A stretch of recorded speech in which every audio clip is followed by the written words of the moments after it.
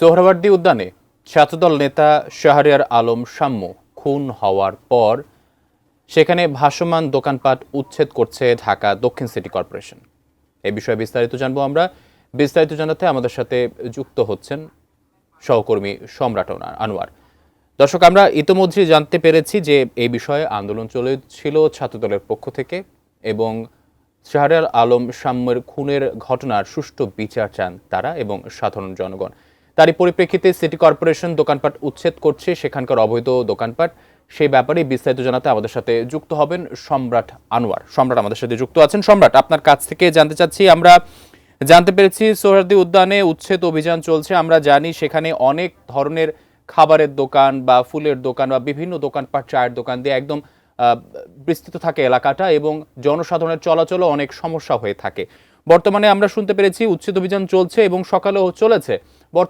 বর্তমানে আপনি সেখানে আছেন, কি দেখছেন সার্বিক চিত্র জানাবেন আমাদের বিস্তারিত।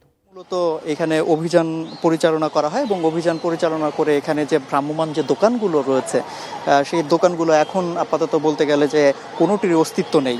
সবগুলো দোকানই তারা অভিযানে ভেঙে দিয়েছেন। এখন আমরা এখানে এসে যেটি দেখতে পাচ্ছি যে সেই দোকানগুলোর যারা মালিক ছিলেন কিংবা যারা দোকানে কাজ করতেন তারা আসলে দোকানগুলোর অবশিষ্টাংশ এখান থেকে নিয়ে চলে যাচ্ছেন।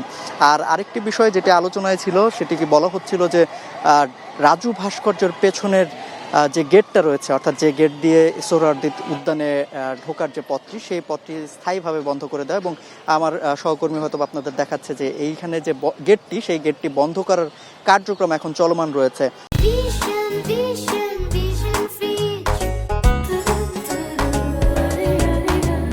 বিভিন্ন কর্মীরা এখানে রয়েছেন এবং তারা শ্রমিকরা এখানে কাজ করছেন।